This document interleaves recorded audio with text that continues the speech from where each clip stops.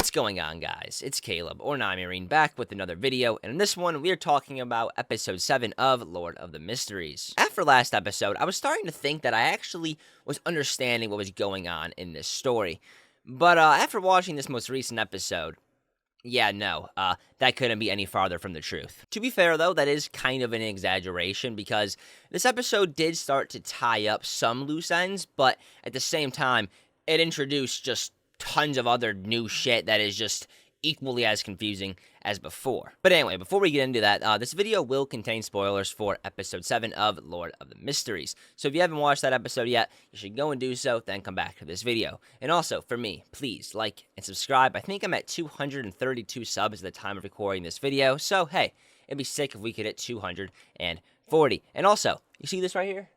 Yeah, I cut myself all shaven today. Unfortunately, if you looked at my last video, I was low-key kind of growing a beard, so I had to get rid of that, but I kind of fucked up. But anyway, let's get into this. The episode begins with Klein and Professor Ezek talking about fate. Klein is asking him if he still sees disruptions in his fate, and Ezek tells him, yeah, I basically do. All the things that are happening in your life, are they merely just coincidences, or is it something else at play? And it's kind of like that saying in real life, once or twice, yeah, it might be a coincidence, but anything more than that, you have to start wondering, is it really just a coincidence? We then cut over to the Nighthawks headquarters, where the captain is giving them all tasks and jobs to do. Klein is given the job to watch over the Channis Gate. The Channis Gate is, I believe, the place where all the sealed artifacts are stored. The captain tells Klein to never, ever open this door, and if it begins to open from the inside, you better be prepared to die. Of course, it begins to open by itself, and Klein is faced with this creepy-looking ragdoll that begins to hand him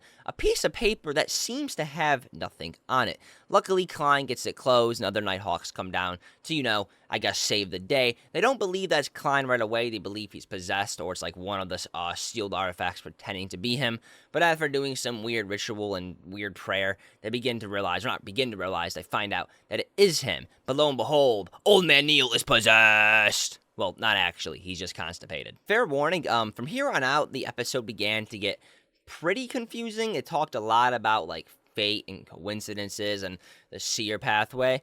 So I'm definitely expecting to probably get at least something wrong here, so feel free to correct me in the comments if I do. Here, Klein goes into the gray fog and summons his little followers, and they begin to give him some pages out of Emperor Rozel's diary. The diary talks about a bunch of things. For one, it talks about this guy named Zaratul, who is the leader of the Secret Order. It also talks about a bit about the Antigonus family and an ancient relic belonging to them. It also talks about potion digestion. Funnily enough, one of the questions that his followers asked him was regarding potion digestion, which is kind of funny because he didn't know it until he just looked at those diary pages. A coincidence, might I add? Anyway, a few more important things occurred during this meeting. Like, for one, Alger tells Klein about a rumor he's been hearing that a Sequence 8 listener from the Aurora Order is seeking an audience with the true creator, as some people believe that the true creator didn't, get destroyed and, exists as a core. But then Klein, leaning into his godlike persona, says the true creator? More like the fallen creator.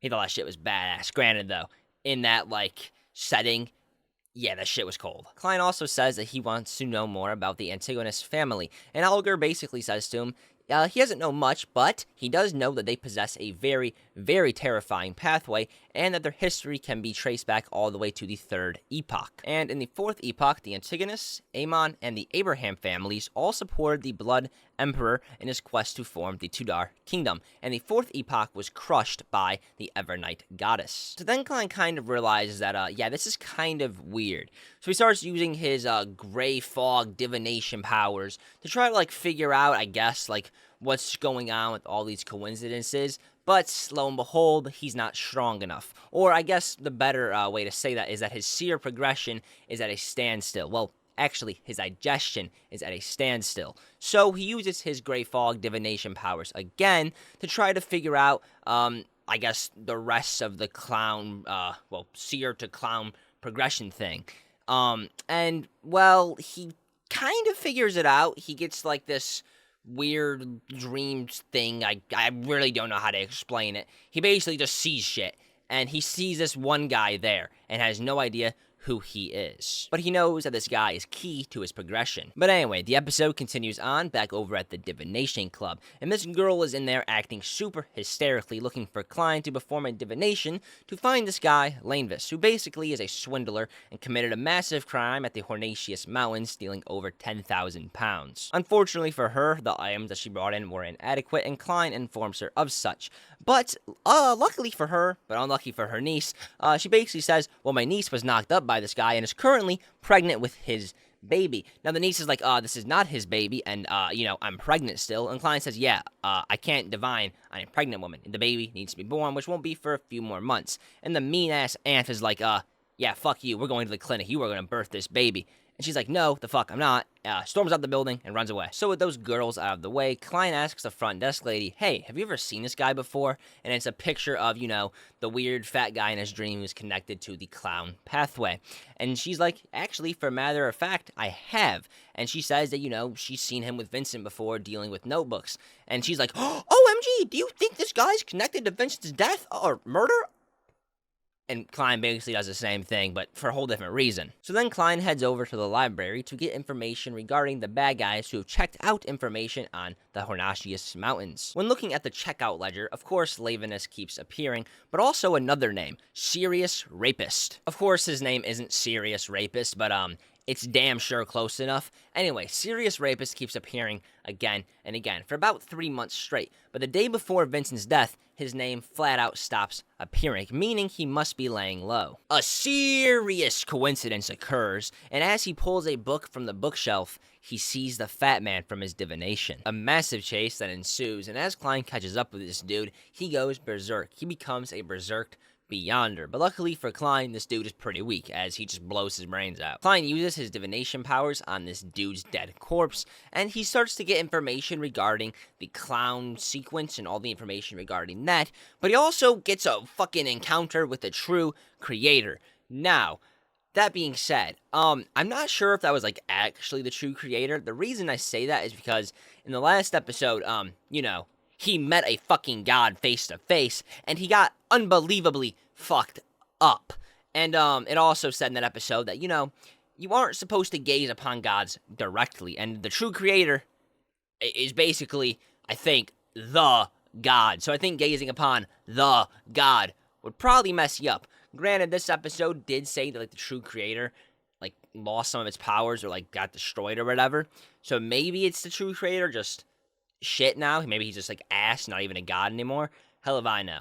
But anyway, as Klein's basically just having an epileptic flash of just pure fucking true creator images, the captain comes and kind of knocks him out of it. He tells Klein that, you probably shouldn't do divinations on berserked Beyonders. It's, pretty dangerous. Leonard spots a letter on this dude's corpse, Leonard letter, and begins to read it. It turns out that this guy was actually the Serious Rapist.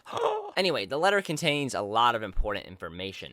For one, we know it talks about the clown sequence and all that, but it also talks about the Antigonus family, more specifically, their treasure that's on the Hornacious mountain range and at that weird temple, but also talks about their super scary path, which is the Seer path, the same path as Klein. Also, the letter ends very, very creepily. The letter is addressed to this dude named Mr. Z, and he is basically asking Mr. Z that when Doomsday occurs, will he be there to help him when he sacrifices all of Tingen. So Klein heads into the fog realm with a light bulb that has got turned on in his head, and he thinks about the coincidences and fate, and realizes there's probably someone pulling the strings from behind. And also, if these aren't just mere coincidences and it's fate or whatever, what is the biggest coincidence that has occurred so far? And it was, Klein killing himself.